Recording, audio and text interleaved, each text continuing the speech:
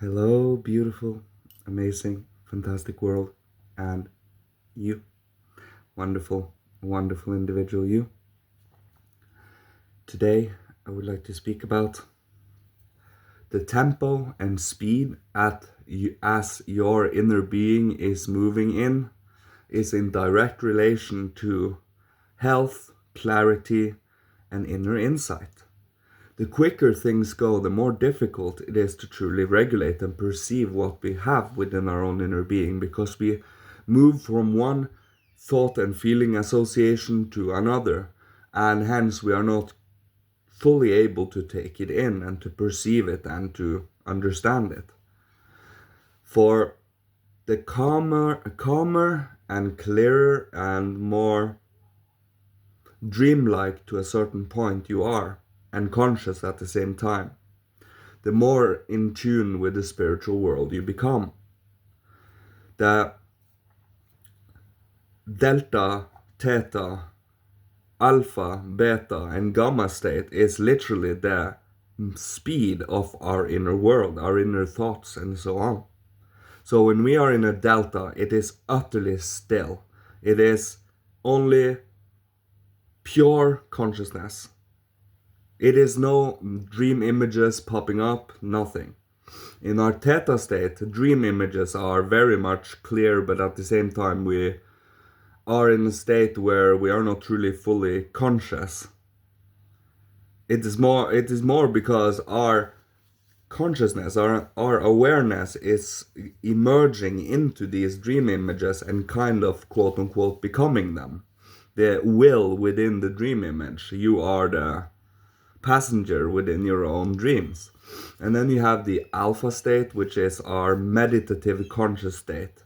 The calmer and clearer but awake and present we are with what we do, with the more of us we can consciously put into it, at the same time becoming the activity, and at the same time being aware that we are the activity.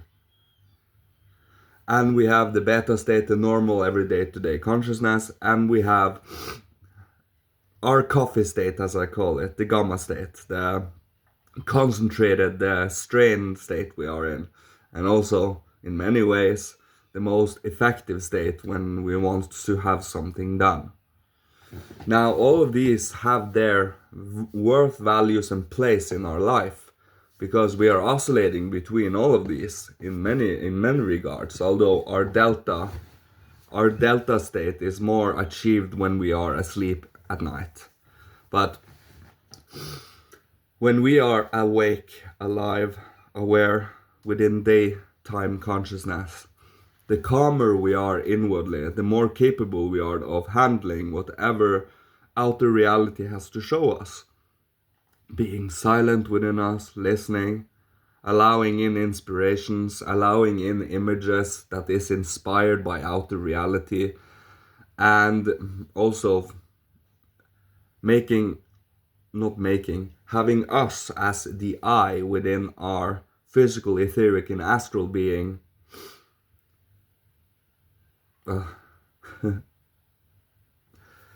allowing for our thoughts to become mobile, become awake and in movement, in metamorphosis, in shaping. It is fully possible. You can, for example, now I'm just going to allow your thoughts, if you will indulge me for a second, to you take a flower. You can even take a blade of grass.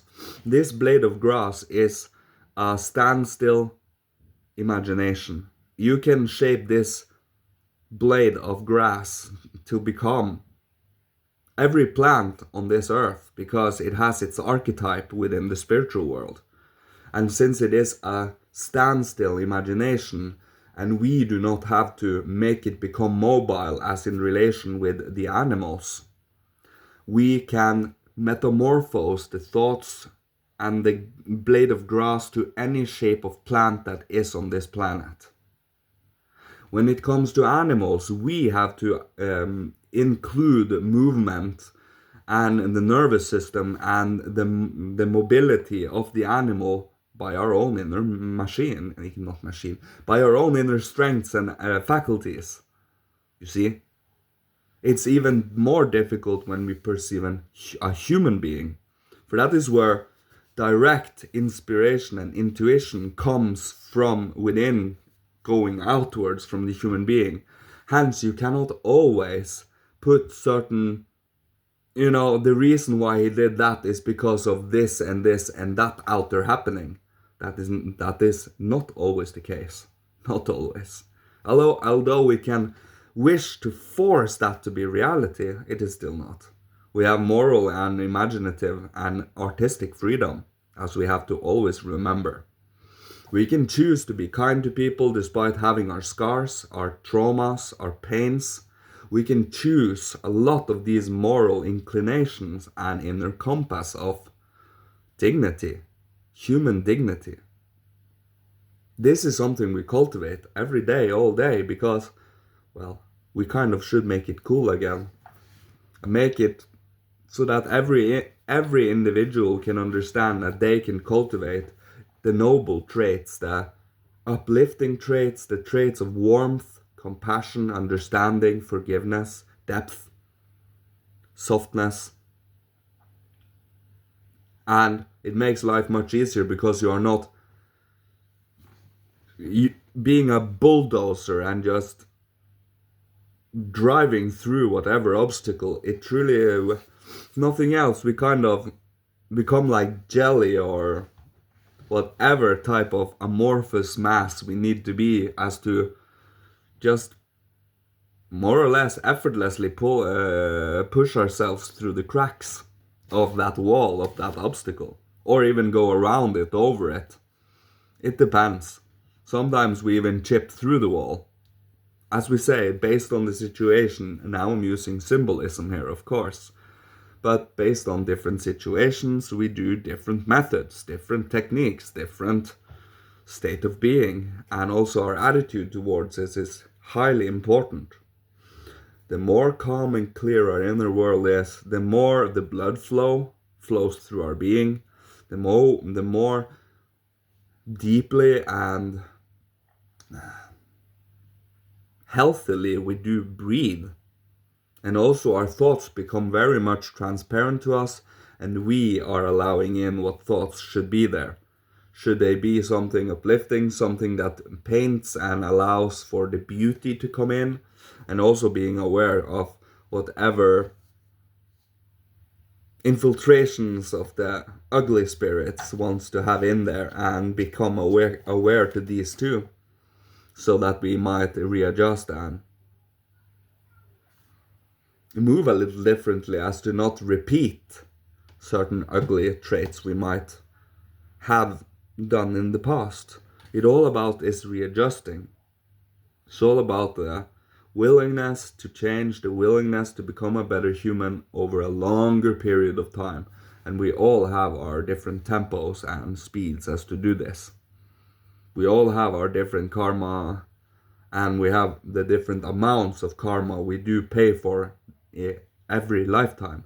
Some of us choose to come down here and pay a ridiculous amount, and hence the rest of our open life we have far more freedom and we have far more clarity in where we're going. Others have to use a whole lifetime to clear up in certain things, because either they do not wish to acknowledge it, or it is just not feasible because of all the happenings in this world today. We always have to give the leeway at the same time, for we do not know every detail of where people are coming from. So we are gentle and we do not ever touch upon the will. It's about suggesting, recommending, pointing towards, but never forcing. It cannot happen. It will only lead to disdain and pain. So it is all about nudging, gently nudging. And then you let the higher worlds take over when the individual is ready for it. For we only push people and nudge them towards specific directions to begin with, just to allow in enthusiasm. If they are so inclined. As we say, freedom. And thereafter, they will start doing it for themselves. You will start doing it for yourself. And then you are going on your own machine, on your own inner engine. If we're going to use mechanical analogies, I don't like them though. We are organic and spiritual. Mechanical came from us, not vice versa. But I digress. So, holding one's own inner world cleanly and hygienic allows for a very clear and calm and insightful thought world, and your emotions and your feelings will follow suit thereafter, and hence you are working there with the will. And I will leave you with there.